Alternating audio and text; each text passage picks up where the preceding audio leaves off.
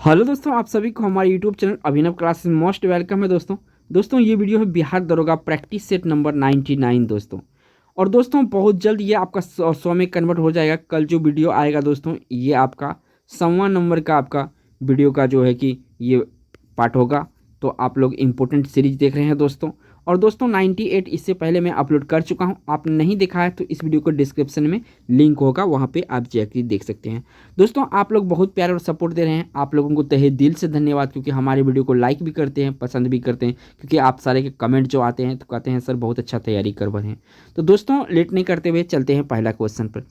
पहला क्वेश्चन दोस्तों स्क्रीन पे है। इसमें पूछा गया है कि निम्नलिखित में से कौन से राज्य को भारत का बाघ राज्य यानी टाइगर स्टेट के नाम से जाना जाता है। तो दोस्तों जो टाइगर स्टेट के नाम से जाना जाता है ये आपका जो मध्य प्रदेश है, शॉर्ट में एमपी बोलते हैं, ये टाइगर स्टेट के नाम से जाना जाता है। एक एक्स्ट्रा फैक्ट दोस्तों यहाँ पे है कि 2000 आपका 19 जो है दोस्तों, इसमें जुलाई में सर्वेक्षण हुआ था। यहाँ पे जो कुल बाघ यहाँ मिला था दोस्तों, तो 526 बाघ मिला था। ठीक है, और इसको अवार्ड भी मिला था 2019 में, यानी कि मध्य प्रदेश को। तो इतना याद रखिएगा।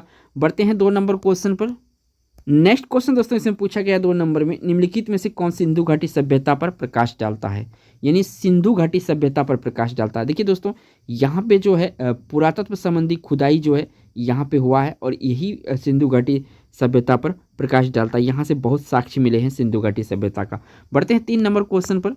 नेक्स्ट क्वेश्चन दोस्तों इसमें पूछा गया है 3 नंबर में, भारत का दूसरा सबसे बड़ा तट रेखा वाला राज्य। इनकी पहला तो दोस्तों आप सभी को पता होगा गुजरात है, लेकिन यहाँ पे पूछा है कि दूसरा, तो दूसरा दोस्तों आंध्र प्रदेश है। कौन सा है? आंध्र प्रदेश है।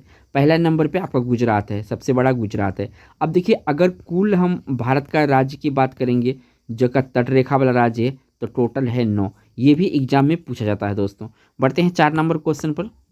नेक्स्ट क्वेश्चन दोस्तों इसमें पूछा गया आपसे, निम्न में से खैबर दर्रे से कौन सा देश जुड़ा हुआ है। तो दोस्तों जो आपका अफगानिस्तान और पाकिस्तान है, ये खैबर दर्रा से जुड़ा हुआ, खैबर दर्रा से जुड़ा हुआ है दोस्तों। तो आपको याद रखना है खैबर दर्रा से कौन जुड़ा हुआ है, अफगानिस्तान और पाकिस्तान। यानी कि 4 नंबर का जो ऑप्शन होगा सी ऑप्शन होगा दोस्तों। जो आपका पाक जल डमरू मध्य, इसके बारे में पूछा जाता है। ये भारत और श्रीलंका के अलग करता है। किसको? भारत और श्रीलंका को अलग करता है। तो ये भी याद रखिएगा दोस्तों। बढ़ते हैं 5 नंबर क्वेश्चन पर। नेक्स्ट क्वेश्चन दोस्तों इसमें पूछा गया 5 नंबर में, कैलाश मानसरोवर की यात्रा पर जाने वाले तीर्थयात्रियों को तिब्बत में प्रवेश करने के लिए निम्न में से किस दर्रे को पार करना पड़ता है। तो इसको तिब्बत में प्रवेश करने के लिए दोस्तों जो आपका इस यहाँ पे नाथुला दर्रा है, इसको पार करना पड़ता है। ये नाथुला दर्रा दोस्तों आपका सिक्किम में पड़ता है। किस राज्य में पड़ता है? ये सिक्किम में पड़ता है। और दोस्तों 1962 वाला जो भारत चीन का युद्ध हुआ था, उस समय इसको बंद कर दिया गया था। तब से लेकर बंद था, और इसको पुनः जो खोला गया है दोस्तों, ये भी पूछा जाता है एग्जाम में। तो पुनः कब खोला गया है? तो 2006 में इसको खोला गया, क्योंकि वाणिज्य की दृष्टि से जो है कि व्यापार की दृष्टि से बहुत महत्वपूर्ण है। बढ़ते हैं 6 नंबर क्वेश्चन पर। नेक्स्ट क्वेश्चन दोस्तों 6 नंबर का स्क्रीन पे आ गया है। पूछा गया भारत का प्रथम सौर शहर निम्न में से कौन सा है। यानी कि सौर ऊर्जा में ये प्रथम स्थान है दोस्तों। तो ये कौन सा शहर है? तो दोस्तों आनंदपुर साहिब बन गया है। कौन बन गया है? आनंदपुर साहिब बन गया है। तो आनंदपुर साहिब दोस्तों आपका पंजाब में, कहाँ पे है? पंजाब में है। कौन सा जिला है पंजाब में? तो पंजाब में जो है आपका ये जिला है रूपनगर। कौन सा जिला है? रूपनगर जिला है। तो जिला भी पूछा जाता है दोस्तों। तो पंजाब में है, रूपनगर जिला में है। बढ़ते हैं 7 नंबर क्वेश्चन पर। नेक्स्ट क्वेश्चन दोस्तों इसमें पूछा गया है भारत के राष्ट्रीय ध्वज की लंबाई और चौड़ाई का अनुपात क्या होता है। देखिए दोस्तों ये क्वेश्चन जो है बदल बदल के पूछता है। तो यहाँ पे पूछा है लंबाई और चौड़ाई। देखिए लंबाई कितना होता है? 3 होता है। क्या होता है? 3। चौड़ाई कितना होता है? तो चौड़ाई होता है 2। अब यहाँ पे कभी कभी करता है पहले चौड़ाई कर देता है, लंबाई बात करता है। तो यहाँ रखिएगा लंबाई 3 होता है, चौड़ाई 2 होता है, चाहे क्वेश्चन को किसी तरह से घुमा दे। एक बात और यहाँ से याद रखना है दोस्तों, आपका जो इसका डिजाइन किया गया था ये तिरंगा का, यानी कि अपना ट्रिकल्स का, भारतीय झंडा का, तो ये किया था पिंगली पिंगली वेंकैया किया था। कौन किया था? पिंगली वेंकैया इसको डिजाइन किया था। और इसमें जो तीली की संख्या होता है दोस्तों, ये भी कभी कभी एग्जाम में पूछा जाता। तो ये टोटल जो तीलियाँ होती है यहाँ पे 24 होता है। ठीक है, और ब्लू कलर से होता है। आपको याद 3 कलर है, पता ही है। आपका सबसे ऊपर में कौन सा होता है? केसरिया, बीच में सफ़ेद होता है और नीचे ग्रीन होता है। बढ़ते हैं 8 नंबर क्वेश्चन पर दोस्तों।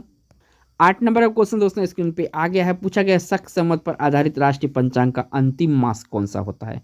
देखिए ये 2 सवाल पूछा जाता है, पहला मास कौन सा होता है, अंतिम मास कौन सा होता है, मतलब महीना है। तो दोस्तों जो हिंदी महीना है ना हम लोग को वही शक संवत पर आधारित है, तो उसी के बारे में पूछ रहा है। तो यहाँ पे फाल्गुन है, फागुन भी बोलते हैं इसको, ये दोस्तों शक संवत का लास्ट मंथ है। और जब पहला महीना की बात चलेगा दोस्तों शक संवत पर जो है कि पहला महीना कौन सा है, तो आपको याद रखना है चैत। और जो आपका शक संवत है स्टार्ट कब से हुआ था, तो 78 ईस्वी से हुआ था। कौन किया था स्टार्ट दोस्तों, तो ये शालिवाहन शक किया था। शक वंश का जो है कि एक राजा था शालिवाहन शक, ठीक है, उज्जैन के राजा ही हुआ करते थे दोस्तों, तो इन्होंने ही ये जो है शुरुआत किया था। बढ़ते हैं 9 नंबर क्वेश्चन पर। नेक्स्ट क्वेश्चन दोस्तों स्क्रीन पे आ गया है, पूछा गया कोशिका के वैज्ञानिक अध्ययन को कहा जाता है, यानी क्या कहते हैं कोशिका के विज्ञान को। तो दोस्तों कोशिका को विज्ञान को कहते हैं क्या, साइटोलॉजी कहते हैं। क्या कहते हैं, साइटोलॉजी, बी ऑप्शन याद रखना। बढ़ते हैं नेक्स्ट क्वेश्चन पर। नेक्स्ट क्वेश्चन दोस्तों इससे पूछा गया 10 नंबर में, निम्न में से कौन सा द्विनाम पद्धति का प्रतिपादक कौन है। तो द्विनाम पद्धति का यहाँ पे प्रतिपादक पूछा है दोस्तों। तो द्विनाम पद्धति का प्रतिपादक दोस्तों इसका पूरा नाम है कार्ल लिनियस। कौन है, कार्ल लिनियस। बढ़ते हैं 11 नंबर क्वेश्चन पर। नेक्स्ट क्वेश्चन दोस्तों इसमें पूछा गया आपसे कि निम्न में से हाइड्रोफिटस होते हैं, हाइड्रोफिटस क्या होते हैं दोस्तों, तो ये जलीय पौधे को हाइड्रोफिटस कहते हैं। किसको कहते हैं, जलीय पौधे को। बढ़ते हैं 12 नंबर क्वेश्चन पर। नेक्स्ट क्वेश्चन दोस्तों इकोनॉमिक्स से है, अर्थशास्त्र में बाजार से क्या अभिप्राय है, यानी अर्थशास्त्र में जो मार्केट है उससे क्या समझ में आता है। तो दोस्तों ये प्रतियोगिता की उपस्थिति, क्या होता है, प्रतियोगिता की उपस्थिति। बढ़ते हैं 13 नंबर क्वेश्चन पर। नेक्स्ट क्वेश्चन दोस्तों इसे पूछा गया है 13 नंबर में, जो आपका नियत लागत को किस नाम से जाना जाता है। जो नियत लागत होता है दोस्तों इसको किस नाम से जाना जाता है, तो नियत लागत को दोस्तों जाना जाता है ऊपरी लागत को। क्या कहते हैं, नियत लागत को ऊपरी लागत। बढ़ते हैं 14 नंबर क्वेश्चन पर। नेक्स्ट क्वेश्चन दोस्तों 14 नंबर में इसने पूछा है कि विज्ञापन देने के लिए होने वाला खर्च को क्या कहते हैं। यह सीधा सीधा कहते हैं सिंपल भाषा में, विज्ञापन पर होने वाला खर्च को क्या कहते हैं। तो दोस्तों विज्ञापन पे होने वाला खर्च को कहते हैं क्या, विक्रय लागत। इसको विक्रय लागत में काउंट किया जाता है। बढ़ते हैं 15 नंबर क्वेश्चन पर। नेक्स्ट क्वेश्चन दोस्तों इससे पूछा गया है 15 नंबर में, भारत के राष्ट्रीय गीत का गायन अवधि क्या होता है। यहाँ पे गीत के बारे में पूछा है, थोड़ा सा क्वेश्चन ध्यान से पढ़िएगा। तो गीत का जो होता है दोस्तों 65 सेकेंड होता है, ठीक है। वंदे मातरम में जो है गीत होता है, तो गीत का कितना है, 55 सेकेंड, सॉरी 65 सेकेंड है। और जो दोस्तों राष्ट्रीय गान होता है, ठीक है ना, राष्ट्रीय गान जो होता है इसका अवधि कितना होता है, तो इसका अवधि होता है 52 सेकेंड। ऑप्शन में दिया है, ये वाला जो ऑप्शन है ये 52 सेकेंड, तो राष्ट्रीय गान है यानी जनगण मन के बारे में है। बढ़ते हैं 16 नंबर क्वेश्चन पर। नेक्स्ट क्वेश्चन दोस्तों इसे पूछा गया है 16 नंबर में, भारत के राष्ट्रीय प्रतीक में निम्नलिखित में से कौन सा पशु दृष्टिगत नहीं है, यानी कि दृष्टिगत नहीं यानी दिखाई नहीं दे रहा है। तो भारत के राष्ट्रीय प्रतीक पर दोस्तों घोड़ा भी, सिंह भी है, घोड़ा भी है, सांड भी है। यहाँ पे जो हिरन है दोस्तों ये यहाँ पर नहीं है। बढ़ते हैं 17 नंबर क्वेश्चन पर। नेक्स्ट क्वेश्चन दोस्तों इसमें पूछा गया है आपसे 17 नंबर में, भारतीय राष्ट्रीय प्रतीक चिन्ह में कितने शेर दिखाई देते हैं। यहाँ पे शेर दिखाई देते हैं बात चल रहा है दोस्तों, तो दिखाई कितने देते हैं, 3 होता है एक्चुअली में 4, जो पीछे वाला होता है छुपा होता है दोस्तों, इसीलिए हमको यहाँ पूछा गया है चिन्ह में कितने शेर दिखाई देते हैं, तो 3, और कितने शेर अगर होते हैं तो यहाँ बी ऑप्शन हो जाता। तो ध्यान रखिएगा क्वेश्चन को। नेक्स्ट क्वेश्चन दोस्तों 18 नंबर का स्क्रीन पे आ गया है, पूछा गया किसी वस्तु की मांग मुख्यतः किस पर निर्भर करती है। तो देखिए जो आपका खरीदने की शक्ति होता है या क्रय शक्ति होता है, किसी वस्तु की मांग इसी पर निर्भर करता है, यानी खरीदने की शक्ति पर। बढ़ते हैं 19 नंबर क्वेश्चन पर। नेक्स्ट क्वेश्चन दोस्तों 19 नंबर का स्क्रीन पे आ गया है, पूछा कि पेट्रोल और कार के बीच मांग का प्रतिलोच है, यानी किस तरह का मांग का प्रतिलोच है दोस्तों पेट्रोल और कार का। तो देखिए दोस्तों ये जो मांग होता है ये आपका ऋणात्मक होता है। क्या होता है, ऋणात्मक। दोस्तों अगर कार का कीमत अगर बढ़ जाएगा तो यहाँ पे क्या हो जाएगा, पेट्रोल का कीमत घट जाएगा, या पेट्रोल का कीमत जब बढ़ जाएगा दोस्तों तो कार का कीमत घट जाएगा, तो इसलिए इसको क्या कहते हैं, ऋणात्मक। बढ़ते हैं 20 नंबर क्वेश्चन पर। नेक्स्ट क्वेश्चन दोस्तों इंपॉर्टेंट है, इकोनॉमिक्स से क्वेश्चन है 20 नंबर का, नई आर्थिक नीति किससे संबंधित है। जो नई आर्थिक नीति है किससे संबंधित है। अगर ऑप्शन को ध्यान से पढ़ेंगे दोस्तों तो उदारीकरण, निजीकरण, विश्वव्यापीकरण, ये तीनों ऑप्शन सही है, तो यहाँ पे हम डी ऑप्शन को टिक करेंगे ये सभी। बढ़ते हैं 21 नंबर क्वेश्चन पर। नेक्स्ट क्वेश्चन दोस्तों इसमें पूछा गया है आपके किस नंबर में, रॉलेट एक्ट किसके काल में लागू किया गया था। जो रॉलेट एक्ट है दोस्तों किसके शासनकाल में लागू किया गया था, तो ये लॉर्ड चेम्सफोर्ड के शासनकाल में आपका रॉलेट एक्ट लागू हुआ था। बढ़ते हैं 22 नंबर क्वेश्चन पर। नेक्स्ट क्वेश्चन दोस्तों इसमें पूछा गया है 22 नंबर में, 23 जून 1757 में प्लासी के युद्ध में सिराज उद्दौला के साथ किसने विश्वासघात किया था। तो देखिए दोस्तों किसने विश्वासघात किया था, तो ये जो किया था दोस्तों विश्वासघात इसमें जो किया गया था ये किया था मीर जाफर के द्वारा। किसके द्वारा, मीर जाफर के द्वारा। और प्लासी के युद्ध के बाद जो दोस्तों यहाँ पे अंग्रेज की जो है कि नींव डल गई थी भारत में। जिस तरह से हम लोग कहते हैं पानीपत का प्रथम युद्ध जो हुआ था आपका 1526 में, और इसी समय मुगल आ गया था भारत में, मुगल ने लगभग बहुत ज़्यादा शासन किया था। तो इसी तरह से जो आपका अंग्रेजी शासन था दोस्तों ये प्लासी के युद्ध जैसे ही समाप्त हुआ उसके बाद इसका वर्चस्व बढ़ गया। बढ़ते हैं 23 नंबर क्वेश्चन पर। नेक्स्ट क्वेश्चन दोस्तों इसे पूछा गया आपसे 23 नंबर में, उसी क्वेश्चन से संबंधित है ये, लॉर्ड क्लाइव ने सिराजुद्दौला को किस युद्ध में हराया था। तो लॉर्ड क्लाइव ने सिराजुद्दौला को प्लासी के युद्ध में हराया था। किस युद्ध में, प्लासी के युद्ध में। बढ़ते हैं 24 नंबर क्वेश्चन पर। नेक्स्ट क्वेश्चन दोस्तों इसमें पूछा गया है, निम्नलिखित में से किन स्थानों से मध्य पाषाण काल में पशुपालन के प्रमाण मिलते हैं। मध्य पाषाण काल में पशुपालन के साक्ष्य मिलते हैं ऐसा भी कह सकते हैं। तो बागोर में, कहाँ पर, बागोर में। बढ़ते हैं नेक्स्ट क्वेश्चन पर दोस्तों। नेक्स्ट क्वेश्चन दोस्तों इसमें पूछा गया है 25 नंबर में, इंग्लैंड के ईस्ट इंडिया कंपनी को भारत में प्रथम निर्णायक सैन्य सफलता मानी जाती है। तो दोस्तों जो प्रथम सैन्य सफलता मिली मानी जाती है ये बक्सर का युद्ध, बक्सर का युद्ध, ठीक है। तो ये ऑप्शन याद रखिएगा, बक्सर का युद्ध। बढ़ते हैं 26 नंबर क्वेश्चन पर। नेक्स्ट क्वेश्चन दोस्तों इसमें पूछा गया हिस्ट्री से रिलेटेड है, लॉर्ड वेलेस्ली की सहायक संधि को स्वीकार करने वाला पहला मराठा सरदार था। जो लॉर्ड वेलेस्ली की सहायक संधि है इसको स्वीकार करने वाला मराठा सरदार कौन था पहला दोस्तों, तो ये था पेशवा बाजीराव द्वितीय। कौन था दोस्तों, पेशवा बाजीराव द्वितीय। बढ़ते हैं नेक्स्ट क्वेश्चन पर। नेक्स्ट क्वेश्चन दोस्तों इसमें पूछा गया आपसे, हर्ष के समय में सूचनाएं किसकी पुस्तकों में निहित है। तो देखिए यहाँ पे जितने भी ऑप्शन दिया हुआ दोस्तों इनमें किसी में से भी नहीं है, तो इसका जो राइट आंसर डी ऑप्शन है। और जान लेते हैं दोस्तों कि आखिर सूचना किस पुस्तक में थी। बाण भट्ट और मयूर हर्ष के दरबारी कवि थे। बाण भट्ट द्वारा रचित हर्षचरित से हर्ष के काल की घटना मिलती है। तो हर्ष की घटना जो दोस्तों राजा हर्ष का, तो हर्षचरित में जो कि बाण भट्ट द्वारा रचित है। बढ़ते हैं 28 नंबर क्वेश्चन पर दोस्तों। 28 नंबर क्वेश्चन में दोस्तों पूछा गया आपसे, भारतीयों के लिए महान सिल्क मार्ग किसने आरंभ किया था। तो किसने आरंभ किया था दोस्तों सिल्क मार्ग, तो कनिष्क के द्वारा आरंभ किया गया। किसके द्वारा, कनिष्क के द्वारा। बढ़ते हैं 29 नंबर क्वेश्चन पर। नेक्स्ट क्वेश्चन दोस्तों इसमें पूछा गया 29 नंबर में, किस गवर्नर जनरल के काल में पंजाब को ब्रिटिश साम्राज्य में मिलाया गया था। तो ये लॉर्ड डलहौजी के समय में दोस्तों पंजाब को ब्रिटिश राज्य में मिलाया गया था। बढ़ते हैं 30 नंबर क्वेश्चन पर। नेक्स्ट क्वेश्चन दोस्तों इसमें पूछा गया 30 नंबर में, बंगाल के प्रथम गवर्नर जनरल कौन थे। बंगाल के प्रथम गवर्नर जनरल कौन थे दोस्तों, तो वारेन हेस्टिंग जो है बंगाल के प्रथम गवर्नर जनरल थे। बढ़ते हैं 31 नंबर क्वेश्चन पर। नेक्स्ट क्वेश्चन दोस्तों इसमें पूछा गया 31 नंबर में, अर्थशास्त्र के हस्तलिखित प्रति की खोज की थी। यानी कि अर्थशास्त्र का जो हस्तलिखित प्रति है दोस्तों इसकी खोज किसने की थी, तो ये खोज किया था दोस्तों आपका शाम शास्त्री। कौन किया था, शाम शास्त्री। बी ऑप्शन सही है। बढ़ते हैं 32 नंबर क्वेश्चन पर। नेक्स्ट क्वेश्चन दोस्तों इसे पूछा गया है, अशोक के शिलालेख को पढ़ने वाला प्रथम अंग्रेज कौन था। तो प्रथम अंग्रेज दोस्तों ये था कौन, जेम्स प्रिंसेप था। और ये 1828 में पहली बार इसको पढ़ा था। इसमें भी पूछा जाता है, याद रखिएगा। बढ़ते हैं नेक्स्ट क्वेश्चन पर। नेक्स्ट क्वेश्चन दोस्तों इसे पूछा गया है 33 नंबर में, निम्नलिखित में से वह पर्वत श्रेणी कौन सा है जो भारत में सबसे पुरानी है। तो इन ऑप्शन को ध्यान से पढ़ेंगे दोस्तों, तो यहाँ पे जो राइट ऑप्शन होगा दोस्तों ये आपका सी ऑप्शन होगा, अरावली सबसे पुरानी है। अगर सबसे नया की बात करेंगे न्यू का, तो ये दोस्तों हिमालय को माना जाता है। बढ़ते हैं 34 नंबर क्वेश्चन पर।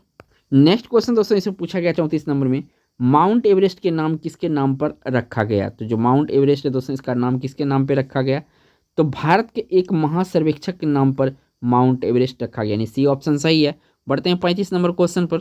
नेक्स्ट क्वेश्चन दोस्तों इसे पूछा गया इकोनॉमिक्स से रिलेटेड है, गैर संस्थागत वित्त प्रदान करने वाला सबसे लोकप्रिय साधन है। यानी कि फाइनेंस जो मिलता है गैर, यहाँ पे गैर ही संस्थागत कह रहा है, तो गैर संस्थागत जो होता है दोस्तों इसमें जो महाजन जो होता है ये लोकप्रिय साधन है।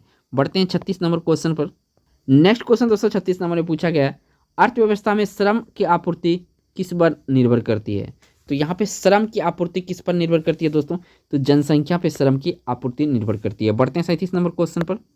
नेक्स्ट क्वेश्चन दोस्तों बायो से है, बहुत ही इंपॉर्टेंट है। कवकों की कोशिका भित्ति किसकी बनी होती है, जो कवक होता है ना उसका कोशिका भित्ति किसकी बनी होती है दोस्तों, काइटिन और हेमीसेल्यूलोज की बनी होती है आपका कवकों की कोशिका भित्ति। बढ़ते हैं 38 नंबर क्वेश्चन पर। नेक्स्ट क्वेश्चन दोस्तों इसमें पूछा गया है, मुगल काल में मंसूर एक महान था, मानी मंसूर क्या था दोस्तों, तो ये एक चित्रकार था। मंसूर जो है चित्रकार था मुगल काल में। बढ़ते हैं 39 नंबर क्वेश्चन पर। नेक्स्ट क्वेश्चन दोस्तों इसमें पूछा गया है 39 नंबर में, क्रिकेट की गेंद को किस कोण से मारा जाना चाहिए ताकि वह अधिकतम दूरी तय करेगा, किस कोण से मारना चाहिए। तो दोस्तों 45 डिग्री अगर क्षैतिज कोण के हिसाब से अगर फेंके गेंद को तो गेंद अधिकतम दूरी तय करेगा। बढ़ते हैं 40 नंबर क्वेश्चन पर।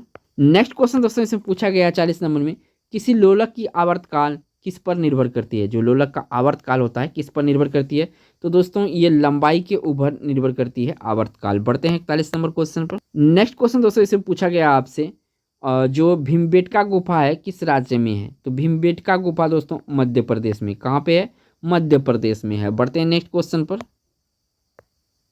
नेक्स्ट क्वेश्चन दोस्तों इसमें पूछा गया है, हिस्ट्री से क्वेश्चन है, 2.5 दिन का झोपड़ा का निर्माण किसने कराया था। जो 2.5 दिन का झोपड़ा है दोस्तों इसका निर्माण किसने कराया था, तो कुतुबुद्दीन ऐबक जो कराया था। और जो दोस्तों ये गुलाम वंश के शासक थे, कौन थे, गुलाम वंश के शासक थे। बढ़ते हैं आपका 43 नंबर क्वेश्चन पर। नेक्स्ट क्वेश्चन दोस्तों इसमें पूछा गया आपसे 43 नंबर में, हाइड्रोजन के रेडियो सक्रिय समस्थानिक को क्या कहते हैं। जो हाइड्रोजन का रेडियो सक्रिय समस्थानिक होता है उसे ट्राइटियम कहते हैं। क्या कहते हैं, ट्राइटियम कहते हैं। याद रखिएगा दोस्तों, इंपॉर्टेंट क्वेश्चन साइंस से। नेक्स्ट क्वेश्चन दोस्तों इसमें पूछा गया आपसे, वनस्पति जगत में निम्नलिखित में से किसको उभयचर कहते हैं। तो वनस्पति जगत का जो उभयचर है दोस्तों ये कहा जाता है ब्रायोफाइटा को।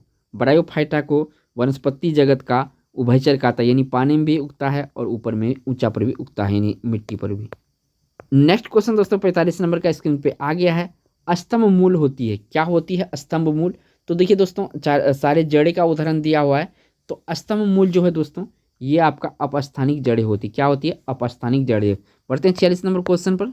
नेक्स्ट क्वेश्चन दोस्तों इसे पूछा गया आपसे, मेकल पर्वतमाला किस राज्य में है। तो मेकल पर्वतमाला जो राज्य है दोस्तों ये आपका छत्तीसगढ़ में पड़ता है मेकल पर्वतमाला, तो सी ऑप्शन सही है। बढ़ते हैं 47 नंबर क्वेश्चन। नेक्स्ट क्वेश्चन दोस्तों इसे पूछा गया है, भारत के सिलिकॉन वैली किस शहर को कहा जाता है।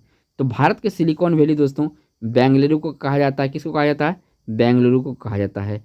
और जयपुर का नाम दोस्तों पिंक सिटी है, ये भी कितना बार पूछा जाता है। बढ़ते हैं 48 नंबर क्वेश्चन पर।